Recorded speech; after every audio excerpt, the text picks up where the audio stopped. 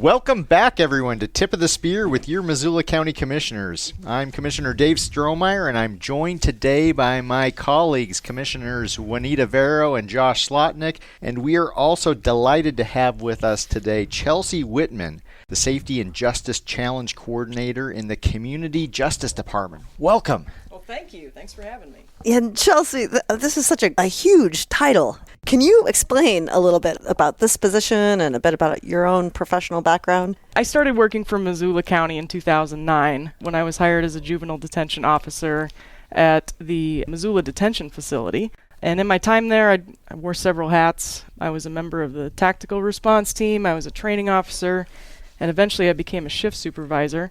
I really liked that work, but I wanted to learn more about the criminal justice system and have a more proactive role in it. So I left and went back to school, worked in the private sector for a couple years, and eventually came back to work as a criminal paralegal in the Missoula County Attorney's Office. And then about a year ago, I saw that the Community Justice Department was looking for a Safety and Justice Challenge Coordinator, which is a long title. Kudos to you for getting through it.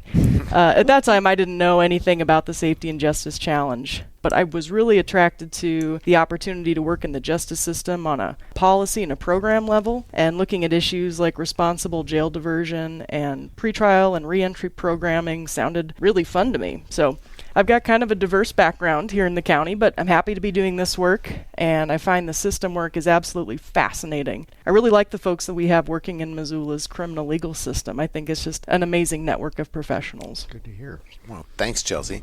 So you mentioned the Safety and Justice Challenge, given that that's your coordinating all Yes, that. sir. If I understand right, that's a national effort. It is, yep. So what's our role at Missoula County, and what specifically are you doing? So the Safety and Justice Challenge is a grant-funded initiative of the MacArthur Foundation. So it is a national effort. There's about 50 Safety and Justice Challenge sites throughout the country. The foundation's focus in that initiative is responsible use of jails.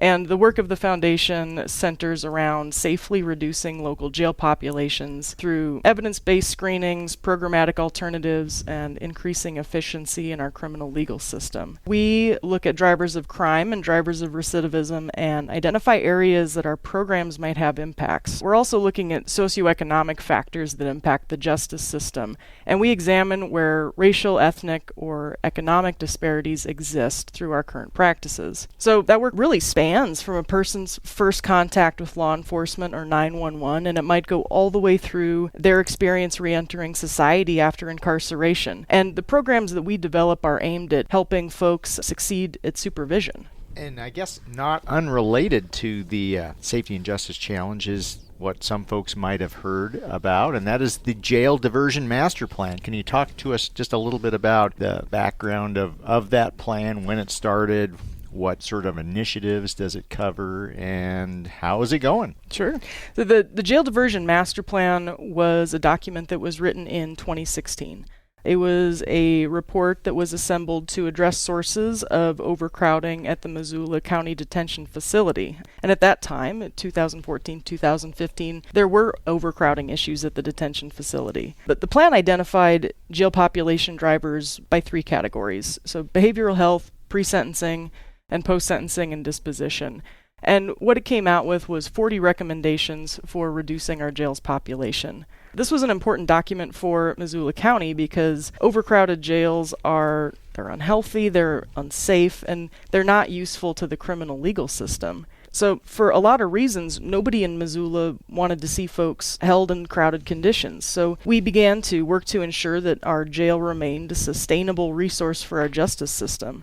Since 2016, when that plan was written, a ton of work has happened throughout our criminal justice system to ensure our jail stays operational and that our population is healthy. This year, in 2022, we wanted to write an update to the Jail Diversion Master Plan to really reflect the breadth and depth of work that had been undertaken by our justice system stakeholders to address a problem. Even through COVID, our county attorney's offices, our courts, and our law enforcement, we all found ways to serve the public and keep the legal system going, but we actually improved many aspects of case processing. So it sounds like, as opposed to some plans that just get developed and sit on the shelf and collect dust, this is one that we've actually made some concerted effort to try to implement. Absolutely. It's a living document. I wonder if some folks hear the words jail diversion and then get a little nervous and think, well, wait a minute, why are we diverting people from jail who should be in jail? What would your response be to that? The jail it's definitely not the solution in every situation. There is absolutely nothing wrong with use of the jail if there is a public safety concern that arises in a case, but oftentimes it's not the best course of action. So this is tagging on to Josh's, because I think there's listeners out there who frankly want to ask, why should we evaluate and attempt to decrease the jail population? Sure. So the Safety and Justice Challenge, the work that we do through that project is an evaluation of the pretrial jail population. So these are the folks who have been accused of a crime, but they haven't had a trial yet. And sorry to interrupt, but why are they in jail then? Oftentimes folks are held pending a hearing or held pending a different factor in their case being resolved. Maybe something has to be processed, some sort of an evaluation might have to happen. Can you just give us a little example of a case? And how does bond fit into that? And some of this is really because for folks who do not work in this system and thankfully have not been involved in it because of whatever has impacted their own lives, they don't know about it. And I have to say that from my own experience, until really doing this work, I didn't know what even these terms really meant. It should come with a glossary. Yeah, absolutely. Yeah. If a person is arrested, there are charges that you can be held in the jail on, and there are charges that are not associated with holds in the jail. So if a person is arrested, sometimes they are booked and held, sometimes they are booked and released. The bond question is an interesting one. Some charges have bonds associated with them. So if a person is arrested, they have the opportunity to bond out with cash. People in the pretrial phase who are held in jail, either on a holdable charge, but if they haven't posted bond or if there's no bond associated with their charge, they will see a judge before they can be released. So that's like an initial appearance that happens in justice court. Oftentimes, folks are released at that point. So we see a lot of people who are in jail between 1 and 3 days. That's a common hold time to say, hey, you were arrested for this charge. We had to sort a couple things out, but this is not an offense that we want to hold you on until the time of your trial. So they wait a couple days. They make an initial appearance before a judge in justice court. And then the judge says, we think that you're not a flight risk and you're not a risk to public safety. So we'll just let you go, and then you're going to come back in 3 weeks and come to trial. Correct. And oftentimes there are conditions of release associated. So if you are released from jail, you will be out of custody, but you might have to go and report into a different program. You might have to report for testing. There's a myriad of things that a judge can set for conditions. Yeah, that is helpful. There are folks out there who might hear the words jail diversion and feel like, well, we're letting dangerous people out into the world when we have a perfectly good jail. Why would we want to divert anyone from jail? And you were saying, well, it's not always it's not always the right answer. And I'm wondering, is there a connection between what you all are doing in jail diversion and a reduction in recidivism that wouldn't happen if we just sent everybody to jail? Sure, yeah. So, many of the folks in this pretrial population don't pose a risk to public safety. And those folks have jobs and families and homes just like the rest of us. So in those instances, keeping that person in jail does more harm than good for our community. Also across the nation, not just in SJC sites, but in many county jails, folks are moving towards lowering pretrial detention populations for people who have a low risk of reoffending and a low risk to public safety. So this keeps defendants working and providing for their families. But for us, that also saves Missoula City and county resources. As I mentioned, everyone who is arrested and appears in front of a judge, the case and the defendant is evaluated by the judge, by prosecution, by defense attorneys. All of those folks have a chance to review the case and the defendant before a release decision is made.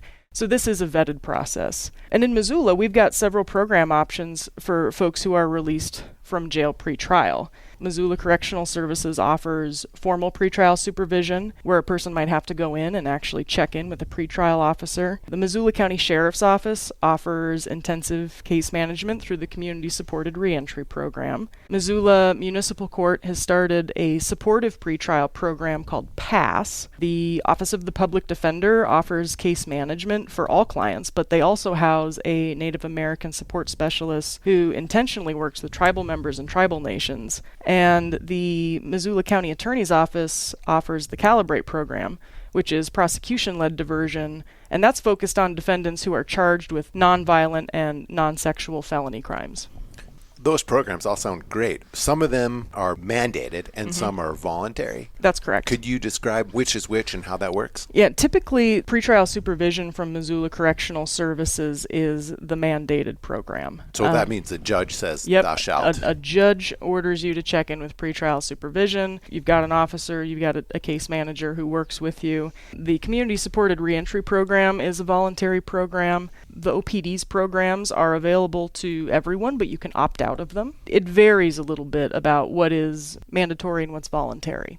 Is it too soon to have some data on these things?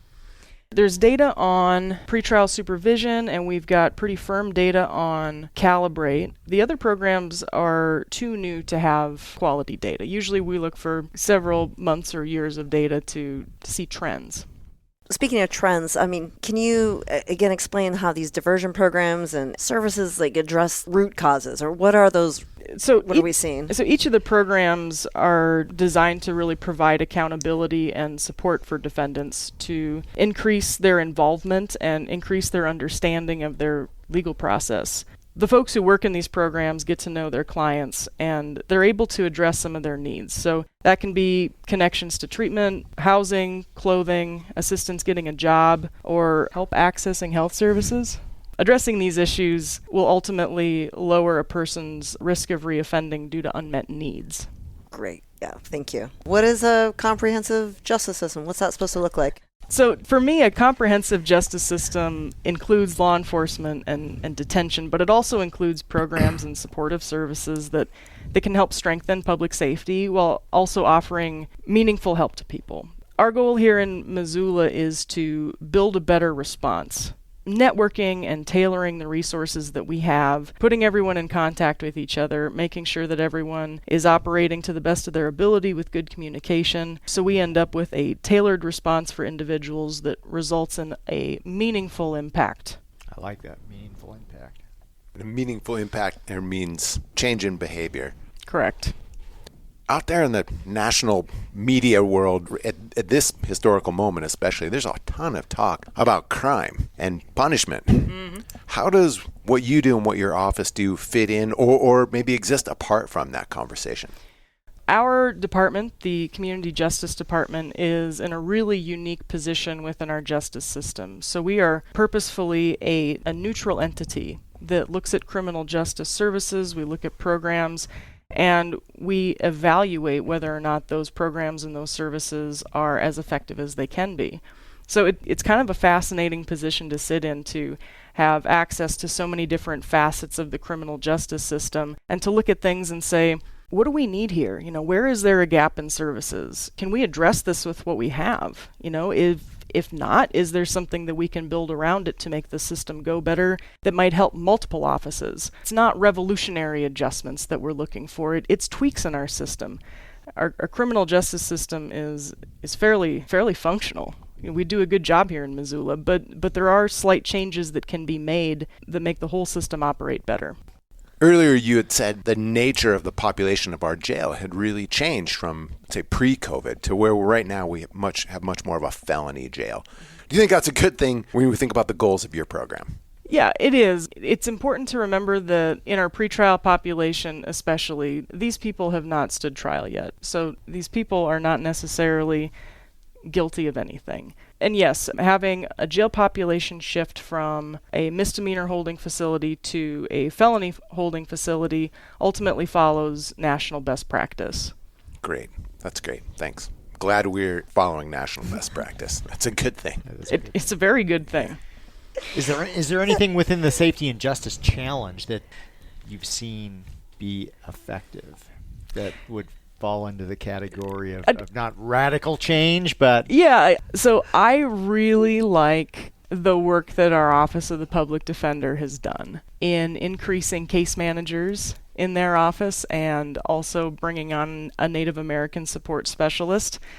We have heard from multiple stakeholders across the system that those positions are such a help getting people associated and referred to different services, that it's making accessing treatment and chemical dependency evaluations easier.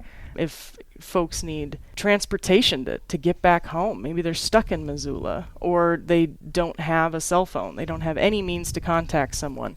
Those are the people in our system that are helping those defendants get plugged into those resources. So I think I can point to those positions and say I think that they have had the most direct impact that I have seen. And our Native American support specialist has done a great job of working with courts of other jurisdictions and troubleshooting answers and saying, how can we make cross-jurisdictional cases go better? I mean, when you say courts of other jurisdictions, are you talking tribal court or other states or what? Yeah, out of county, tribal courts. Those are the big ones around here just geographically. But that is an area that historically we hadn't really addressed is how do we better coordinate with better coordination throughout our offices. So I'd love to get your thoughts on this. Is just an observation after listening to you for a few minutes here today. Traditionally, jurisdictional lines mean a ton for government. So that's a state thing, that's a city thing, that's a county thing. And we can try and get along with each other, but those lines are really hard and fast. You just described OPD, there's the state, municipal court judges and pass, that's the city, and you work with the county. And at no point did you say, well, that's their thing, that's our thing. You just made it sound like it's all our thing. It is all our thing. And that's a great level of cooperation. What do you and this is me, gleaning this incredible insight after 90 seconds of chatting. But what do you have to say to that? It's like I said, I think that our Missoula criminal justice system is an incredible network of people. Everybody really works together. Like you said, it's city, it's county, it's state, it's tribal nations. I've got multiple meetings a week that combine those entities. And so important. And we all compare notes and say, what are you saying? What are you seeing with your folks? Where can we help? What can I plug you into? What resources do you have? So important. We just work to really tear down those silos of different offices. Yeah, because I could imagine if a person was caught up in the system, whether they were the victim of a crime or they were accused of a crime, those jurisdictional boundaries don't mean anything. What matters is how you're treated in that moment, and you expect that people who are working off the public dime to be cooperating with each other. Ideally, yeah. And like you said, unless you have been involved in that system, folks generally don't understand the first thing about it. And I can speak to that from my time working at the jail. The moment that you are booked in can be a very scary moment if you don't understand any part of the criminal justice process. So sometimes it just takes a person sitting down with you and explaining, this is what to expect. This is what's going to happen tomorrow. This is what they're going to ask you to do next week. And you can navigate this, no problem. But just to have that conversation with people. And I think that's what we see across our offices is a willingness to collaborate both as professionals, but also collaborate on behalf of that client to help that person navigate the system more smoothly. Oh, it's just critical. So it's really exciting to hear. Super good. Before we close, can you share with us a good book or podcast or nuggets of wisdom that you've come across recently? Sure. About anything. Doesn't have to be about policing and incarceration. I've got quite a response. Yes. I recently came into possession of a box of old letters that I spent a lot of time reading. And the letters belong to a young man who, like me, attended the U of M and played in the band. It was very much a peer situation, but he did it in 1931. Wow. So it was interesting to read his cards and his letters, and it was an opportunity for me to get to know him by the correspondence he received. So it was very much like reading a reverse diary.